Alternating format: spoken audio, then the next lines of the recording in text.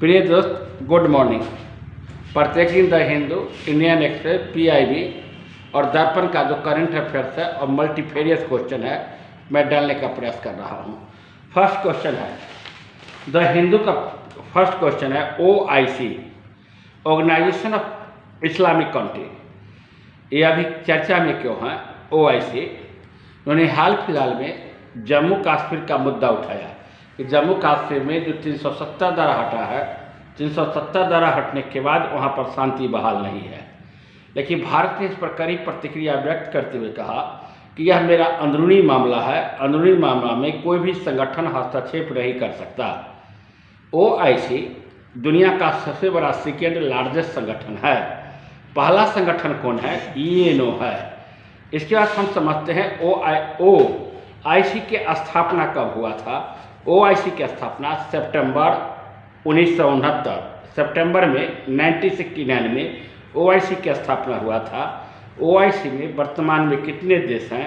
तो 57 देश है। यह परीक्षा में प्रश्न पूछे जा सकते हैं कि OIC की स्थापना कब?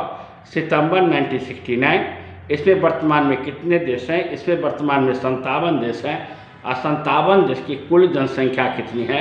1.8 बिलियन। तो आपको OIC के संगठन के विषय में मैंने विस्तार से चर्चा किया और OIC संगठन पर के विषय मैंने आपको बताने का प्रयास किया। सेकेंड क्वेश्चन आपको है RBI। यहाँ देखिए द हिंदू का RBI has permitted to bank from 18 country to take to rupees in centre. RBI ने यह अनुमति दिया है कि हम 18 देशों के साथ व्यापार रुपया में करेंगे। ऐसा व्यवस्था RBI क्यों लाया? व्यवस्था लाने का मुख्य कारण रशिया यूक्रेन की युद्ध चल रहा है और रशिया यूक्रेन की युद्ध आज से नहीं, लगभग 1 साल से अधिक हो गया रशिया यूक्रेन की युद्ध चल रहा है। रशिया पर बहुत सारा प्रतिबंध लगा दिया गया। रशिया किसी भी देश के साथ, बहुत पश्चिमी देश से प्रतिबंध लगाया कि व्यापार नहीं कर सकता है। दुनिया में जो व्यापार होता है वह डॉलर के हिसाब से होता है। अब डॉलर के रुपया में पेड कीजिए। रशिया के साथ समस्या हो गई। रशिया ने अपना रुपया में व्यापार, जिस देश के कंट्री जो कहता था उसमें अपना वह व्यापार शुरू किया था रशिया। भारत ने ऐसे ही सोचकर यह उपाय लगाया कि हम अब जो डॉलर में भुगतान करते थे या भुगतान लेते थे, वो डॉलर में न भुगतान करेंगे न भुगतान लेंगे। हम भुगतान लेंगे या भुगतान करेंगे रुपया में। इसके लिए इन्होंने 18 देशों के साथ समझौता किया है। 18 देश में कुछ देश है जो मैं पढ़ देता हूँ। जर्मनी है, गोयना है, इजराइल है, केनिया है, मलेशिया है, म्यांमार है, न्यूजीलैंड है, ओमान है, रसिया है, चिली है, आपको चिली है, सिंगापुर है, श्रीलंका है, तंजानिया है, युगांडा है एंड यूनाइटेड किंगडम है। यह 18 देश का जब वहाँ से सामान भारत में आएगा तो भारत रुपया में इसको पैसा देगा और वो भी अगर यहाँ से सामान निर्यात होता है भारत को तो वह भी देगा तो रुपया में देगा। भारत का यह सराहनीय कदम और इस कदम को जितने भी प्रशंसा की जानी चाहिए यही है। तो RBI ने अनाउंस किया है। RBI भारत का किसी भी, हर देश का अपना एक सेंट्रल बैंक होता है, उसी ढंग से भारत का सेंट्रल बैंक है RBI, reserve bank of India. इसका मुख्यालय कहाँ है? आपको मुंबई है। इसकी स्थापना RBI के 1935 में RBI की स्थापना किया गया था। नेक्स्ट क्वेश्चन आपको सुप्रीम कोर्ट डिसमिस, बहुत इंपॉर्टेंट क्वेश्चन है। Supreme court dismiss the centre's PIL appeal more money for Union Carbide. गौर से समझिएगा। सेंट्रल बैंक के पास अपील किया गया था। अपील सेंट्रल बैंक के पास क्यों किया गया था? अपील 3 दिसंबर 1984 को भोपाल में यूनियन कार्बाइड कंपनी द्वारा मिथाइल आइसोसाइनेट गैस का रिसाव हुआ था। कौन गैस का? मिथाइल आइसोसाइनेट गैस का रिसाव हुआ था। मिथाइल आइसोसाइनेट के गैस के रिसाव के कारण बहुत सारे व्यक्ति, काफ़ी लोग मारे गए थे। कौन? मिथाइल आइसोसाइनेट के कारण मारे गए थे। तो उस समय क्या किया था और उस समय कितना मिथाइल आइसोसाइनेट का हुआ था? 40,000 टन मिथाइल आइसोसाइनेट गैस। उससे बहुत सारे व्यक्ति मारे गए थे। यहाँ तक कि जो महिला गर्भवती थी उसके बच्चे पर भी प्रभाव पड़ा। कहा जाता है कि डीएनए पर भी प्रभाव पड़ा। इसको देखते हुए उस समय जो इंडियन कार्बाइड की कंपनी थी उन्होंने क्षतिपूर्ति दिया था। किसको क्षतिपूर्ति दिया था? भारत सरकार को। लेकिन फिर भारत सरकार ने, सेंट्रल गवर्नमेंट ने फिर अपील किया। कहाँ अपील किया? अपील किया सुप्रीम कोर्ट में कि हमें इंडियन कार्बाइड कंपनी से और पैसा चाहिए। सुप्रीम कोर्ट क्या कहा जानते हैं? सुप्रीम कोर्ट सेंट्रल गवर्नमेंट के केस को डिसमिस कर दिया कि जब आपको इंडियन कार्बाइड कंपनी एक बार पैसा दिया था, उस पैसा को आप सही ढंग से डिस्ट्रीब्यूट नहीं कर पाए तो फिर पैसा किस बात की? उस जो सुप्रीम कोर्ट ने जब सेंट्रल गवर्नमेंट ने केस किया था, वह केस को क्या कर दिया गया? वह केस को डिसमिस कर दिया गया। ये आपका क्वेश्चन है और डिसमिस कर दिया गया। तो आपको यही मिथाइल आइसोसाइनेट गैस है। तो मिथाइल आइसोसाइनेट का फार्मूला क्या होता है? CH3NCO इसका केमिकल नेम है। 40 टन गैस का रिसाव हुआ था। यह जहरीला गैस है। काफ़ी लोग मारे गए थे। यह घटना कहाँ हुई थी? भोपाल में। यह हाल फिलहाल में कल ही का ही न्यूज है। कल जिस सुप्रीम कोर्ट डिसमिस किया है केस का, इसलिए द हिंदू ने अपना न्यूज को अच्छे ढंग से बनाया है। हिंदू ने अपना न्यूज को। Next question, Sanjay Dhubri tiger reserve. Sanjay Dhubri tiger reserve के विषय में आपको आंसर बताना है कि संजय धुबरी टाइगर रिजर्व कहाँ है, आप बताइएगा answer. Next question RBI bank के विषय में हम चर्चा कर ही दिए। आरबीआई बैंक के विषय में आपको नेक्स्ट क्वेश्चन है, एक सेंचुरी के विषय में चर्चा है। आपको यह सेंचुरी है, आपको कहाँ है? सुल्तानपुर सेंचुरी कहाँ है? तो सुल्तानपुर सेंचुरी आपको है हरियाणा के अंबाला डिस्ट्रिक्ट में है। यह सुल्तानपुर सेंचुरी क्यों चर्चा में आया? क्या कारण है यह चर्चा में आया? सुल्तानपुर अभ्यारण्य, सुल्तानपुर नेशनल पार्क हाल फिलहाल में क्यों चर्चा में आया? G20 का मीटिंग हो रहा है। G20 की अध्यक्षता कौन कर रहा है? भारत कर रहा है। जो G20 के कुछ सदस्य देश थे वह भारत आए थे। सदस्य के शासनाध्यक्ष या वहाँ के प्रमुख, उन्हें सुल्तानपुर नेशनल पार्क को घूमे थे, वहाँ का अवलोकन किए थे। इससे सुल्तानपुर नेशनल पार्क जो हरियाणा आपको अंबाला में है, चर्चा में है। यह पार्क कितना किलोमीटर फैला है? यह पार्क 1.2 स्क्वायर किलोमीटर में फैला है। लेकिन ज़्यादातर पार्क में क्या है? पानी है। पानी के कारण क्या हुआ? इसको वेटलैंड की दर्जा दिया गया। वेटलैंड के दर्जा दिया गया है पार्क में। अब वेटलैंड के दर्जा देने के कारण जो माइग्रेट बर्ड्स हैं उस वहाँ पर आते हैं, प्रवासी पक्षी हैं, वो प्रवासी पक्षी वहाँ पर आते हैं। उसमें कौन कौन प्लांट्स हैं? वहाँ तेंदुआ, बरगद, नीम के पौधे हैं और सब औषधि दृष्टि से उपयोगी है। वहाँ पर पक्षी के बहुत सारे प्रजाति पाए गए हैं। हजारों बर्ड्स प्रजाति आपको सुल्तानपुर नेशनल पार्क में पाए गए हैं। तो आपको कहा जाएगा क्वेश्चन ऑब्जेक्टिव यहाँ से क्या उठा सकता है? क्वेश्चन पकड़ना है, सुल्तानपुर नेशनल पार्क कहाँ है? तो हरियाणा के अंबाला जिले में। पूछा जाएगा सुल्तानपुर नेशनल पार्क कितना किलोमीटर फैला है? 0.24 स्क्वायर किलोमीटर में। सुल्तानपुर नेशनल पार्क क्यों, वहाँ पर क्यों चर्चा है? तो G20 की मीटिंग होने वाली है भारत में। भारत इसकी अध्यक्षता करेगा। ऐसे जो रिसर्च भ्रमण किए थे और यहाँ बहुत बर्ड्स के प्रजाति भी पाए गए। इसे सुल्तानपुर नेशनल पार्क है, वह चर्चा में है। तो सुल्तानपुर नेशनल पार्क के विषय में आपको हम अच्छे ढंग से समझाए और सुल्तानपुर नेशनल पार्क क्यों चर्चा में है इसके विषय में आपको मैंने बताने का प्रयास किया। Sultanpur national park. Next question आपका है। आपको क्वेश्चन आपको हम चर्चा कर देते हैं। बहुत ही अच्छा क्वेश्चन है। आपको वह क्वेश्चन को आपको एक है कर्मीडाज आइलैंड। यह कहाँ है? न्यूजीलैंड में है। यहाँ क्यों चर्चा में है कर्मीडा आइलैंड? यहाँ पर भूकंप आया था। और कितना भूकंप का रिक्टर स्केल था जानते हैं? 6.8। यहाँ आसपास काफ़ी ज्वालामुखी है। कहाँ आइलैंड है? पैसिफिक ओशन के पास है। पैसिफिक ओशन के पास है। यहाँ पर भूकंप आने का कारण है टेक्टोनिक प्लेट। भूकंप आने का कारण क्या है? टेक्टोनिक प्लेट पर आधारित है। कहीं ना कहीं तो पूरा पृथ्वी प्लेटें पर आधारित है, लेकिन वहाँ जो है वो आइलैंड के नीचे टेक्टोनिक प्लेट है। और टेक्टोनिक प्लेट जब आपस में टकराते हैं तो क्या आता है? भूकंप आता है। तो यही का 6.8 भूकंप आया है। Next question, UID 8 UID hallmark चर्चा कीजिए। आप सोना खरीदते जाते हैं, शादी विवाह का मौसम है, आपकी घर की माता, आपकी घर की बहनें शादी विवाह में सोना खरीदने जाती है। जानते हैं सोनार क्या कहता है? एकदम 24 कैरेट का सोना गहना देंगे आपको। लेकिन कोई भी सोना 24 कैरेट का सोना नहीं देता है।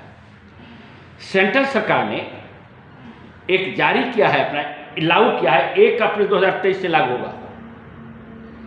8 UID नंबर कितना अंक का होगा? 6 अंक का होगा। यह डिजिटल नंबर होगा। कोई भी सोना अंगूठी गड़ाइए, सिकरी गड़ाइए, नाक के नकमुन्नी गड़ाइए, जो भी गड़ाइए, पूर्णतः सोना का नहीं रहता है। 24 कैरेट तो सोना माना जाता है, तब 22 कैरेट क्या देता है?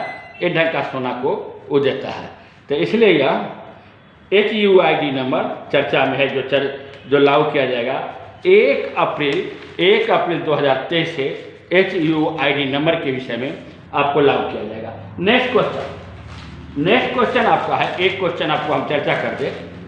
दुनिया के देखिए local news, the Hindu, Indian express, local news और PIB का भी हम नोट्स बनाते हैं और उसको डालते हैं। यह लोकल न्यूज प्रभात खबर का कल न्यूज है, देख लीजिए। यह न्यूज है दुनिया के 100 सबसे प्रदूषित शहरों में 61 भारत के। कितना खराब डाटा है भारत का। पहला स्थान प्रदूषण में कौन है? पाकिस्तान का है। पाकिस्तान के किस राज्य के? पंजाब राज्य के। और शहर का नाम क्या है? लाहौर। दुनिया का सबसे प्रदूषित शहर लाहौर। दूसरा स्थान का चीन का है। और राज्य कौन है? सियांगांग। और शहर कौन है? होटान। और तीसरा कहाँ? तीसरा और चौथा जहाँ पर हम रहते हैं वह है। तीसरा है भारत के राजस्थान के भिवरी। और चौथा है भारत, दिल्ली। हम भारत की राजधानी कहाँ है? दिल्ली। दुनिया का चौथा प्रदूषित शहर है। समझिए प्रदूषण की दृष्टि से कितना खराब है यह भारत की स्थिति। प्रदूषण की दृष्टि से आप समझ सकते हैं कि दुनिया का चौथा शहर है, जहाँ की बहुत सारे शासनाध्यक्ष दिल्ली में आते हैं, अपना मीटिंग करते हैं। और वह शहर कितना प्रदूषित है, इसके विषय में आपको हम चर्चा किए। नेक्स्ट क्वेश्चन बड़ा ही इंपॉर्टेंट क्वेश्चन है। BPSC मेंस के दृष्टि से, सिविल सर्विसेज के मेंस के दृष्टि से यह जो आर्टिकल आपको समझाने जा रहे हैं बहुत ही इंपॉर्टेंट क्वेश्चन है। इतना इंपॉर्टेंट है कहीं भी आर्टिकल में आप लिख सकते हैं, आप बोल सकते हैं और समझा सकते हैं। और एग्जेक्टिव के लिए भी महत्वपूर्ण क्वेश्चन है। पॉलिटिक्स में वुमेन का रिप्रेजेंट भारत में क्वेश्चन है। भारत के पॉलिटिक्स में वुमेन का प्रतिनिधित्व बहुत कम है। इसका कारण, इसका उपाय, प्रतिनिधित्व को कैसे बढ़ाया जाए, इस पर अपना विचार व्यक्त कीजिए। समझिए, इस पर आर्टिकल छापा है इंडियन एक्सप्रेस के एडिटोरियल। कल का इंडियन एक्सप्रेस एडिटोरियल में एक ढंग से आर्टिकल छापा है कि इंडिया क्या है? लार्जेस्ट कंट्री है, दुनिया का सबसे बड़ी तीसरी अर्थव्यवस्था बनने जा रही है भारत। दुनिया का तीसरी अर्थव्यवस्था है भारत। IMF के रिपोर्ट के अनुसार, या IMF का है, भारत की इकोनॉमिक इतनी तेजी से बढ़ रही है, भविष्य में हो सकता है अमेरिका से भी ज़्यादा हो जाए इसकी इकोनॉमिक ग्रोथ। ये IMF का रिपोर्ट है, हम अपने मुंह से नहीं बोलते हैं, इंटरनेशनल मॉनेटरी फंड का रिपोर्ट है। भारत की इकोनॉमिक व्यवस्था इतनी तेजी गति से बढ़ रही है कि हो सके भविष्य में अमेरिका से इसके इकोनॉमिक ग्रोथ का रेट भी तेज हो। ऐसी स्थिति में भारत में वुमेन के रिप्रेजेंटेशन कितना कम है। एक आंकड़ा द्वारा हम प्रस्तुत कर रहे हैं, 17वीं लोकसभा, अभी कैमी लोकसभा हुआ, 17वीं लोकसभा में वोमेन का प्रतिनिधित्व कितना है मालूम है? 14%। अक्टूबर 2021 में MP कितना परसेंट महिला थी? 10%। Member of parliament. State assembly चुनाव होता है, स्टेट असेंबली में महिला कितना चुन के आती है? 9%। समझिए, आंकड़ा को गौर से समझिएगा, आंकड़ा अपने मन से नहीं बोलता मैं, आंकड़ा ऑथेंटिक है। जो आर्टिकल एडिटोरियल इंडियन एक्सप्रेस ने छापा है उसी आंकड़ा को हम समझा रहे हैं। भारत की स्थिति है, यानी हमारा पड़ोसी देश है पाकिस्तान, बांग्लादेश, नेपाल, इससे भी हमारी महिला के प्रतिनिधित्व राजनीति में पीछे है। कितनी शर्मिंदा की बात है। आईएएस की बात कर रहे हैं, 2011 के रिपोर्ट के अनुसार 11% से कम है, 11% तक है। 2020 में थोड़ा बढ़ा, 13% हुआ, आज 2022 में 14% हुआ। अभी तक चीफ सेक्रेटरी 3 गो महिला बनी है। चीफ सेक्रेटरी क्या गो महिला बनी है? 3 गो, 3 गो देख लीजिए। लेकिन कैबिनेट सेक्रेटरी एक भी महिला है, भारत के कैबिनेट सेक्रेटरी एक भी महिला न बनी है। अब कहते हैं कि महिला को भागीदारी दे, अभी तक भारत की कैबिनेट सेक्रेटरी एक भी महिला नहीं बनी है। याद रख लीजिए, नोट कर लीजिएगा। इकोनॉमिक के क्षेत्र में, इकोनॉमिक छोटे छोटे बिजनेस होता है, उसमें मात्र 20% महिला मालिक है। MSME लघु उद्योग में 20% महिला मालिक है। स्टार्टअप, मोदी जी कहते हैं कि उद्योग का स्टार्टअप कीजिए। हमारे प्रधानमंत्री स्टार्टअप पे खूब चर्चा करते हैं। स्टार्टअप पे महिला की कितनी योगदान है? 10%। लेबर कितनी महिला है? लेबर तो बड़ा है, 23% लेबर है। महिला के बेचारी को लेबर का भी काम करती है। 23% महिला क्या है? लेबर है। इसके बाद क्या होता है? महिला का रोल, 23% महिला लेबर है। महिला के रोल है पॉलिटिक्स के क्षेत्र में। तो फिर इसका उपाय क्या है? महिला की स्थिति को पॉलिटिक्स के क्षेत्र में बढ़ाने के लिए इसका उपाय क्या है? आरक्षण। महिला को राजनीति में आरक्षण देना चाहिए। जो भारत सरकार 33% आरक्षण करता है, जिसका उनकी स्थिति को स्थिति बढ़े। राजनीति में महिला को प्रमोशन करना चाहिए। लोकल लेडीज है जो राजनीति पे, लोकल लेडी को है जो राजनीति में प्रवेश करती है लेकिन ऊपर तक नहीं जाती है, ऊपर तक प्रोत्साहन देना चाहिए। महिलाएं हिंसा का शिकार हो जाती है, उस हिंसा के शिकार को महिला को रोकना चाहिए। उसको प्रोटेक्शन प्रोवाइड करना चाहिए। वर्क पैलेस पर महिला काम करने जाती है, भारत में ऐसा देखा गया है कि वर्क पैलेस पर महिला काम करने जाती है, वैसे महिला को उसके साथ सेक्सुअल हरासमेंट किया जाता है, उसके साथ गलत व्यवहार किया जाता है। इसके लिए वहाँ पर प्रोटेक्शन करना चाहिए, वहाँ पर रोकने के उपाय करना चाहिए। अगर ये सब कदम भारत सरकार उठाएगी तो महिला में राजनीति में स्थिति, आईएएस में स्थिति, अन्य क्षेत्र की स्थिति में सुधार हो सकता है। तो आपको महिला की स्थिति में सुधार और इसके विषय में चर्चा किया। अंतिम आर्टिकल है लैंडफिल्स। लैंडफिल्स कहते किसको है? कूड़ा करकट। देखते हैं बहुत बड़ा बड़ा कूड़ा करकट ढेर हो जाता है। दिल्ली में है, देखिएगा 20 फीट से भी ऊपर कूड़ा करकट है और कूड़ा में एकाएक आग लग जाता है गर्मी के दिनों में। कारण जानते हैं? कूड़ा करकट में जब सड़ता है तो मीथेन गैस का स्राव होता है, तो मीथेन गैस होता है और मीथेन गैस का कार्बन डाइऑक्साइड, जिस कारण कि अपने आप पूरा जल जाता है, आग लग जाता है, आसपास के लोग को काफ़ी कठिनाई होती है। कोई भी व्यक्ति सिगरेट पीते हुए जाता है, दूसरा कारण सिगरेट पिए हो जाता है, कूड़ा के ढेर पर सिगरेट को रख दिया, वहाँ कोई ज्वलनशील वस्तु है, कूड़ा पकड़ लिया, पूरा जलने लगा।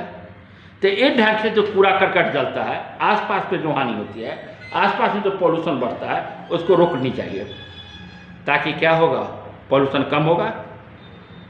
मेरे दोस्त, आपको article the Hindu, the Indian Express, Prabhat Khabar और लोकल न्यूज़ का मैंने डाला। अगर अच्छा लगे तो इसको आपको अच्छा लगे इसको तो लाइक के साथ सब्सक्राइब निश्चित करेंगे। जय हिंद, जय भारत।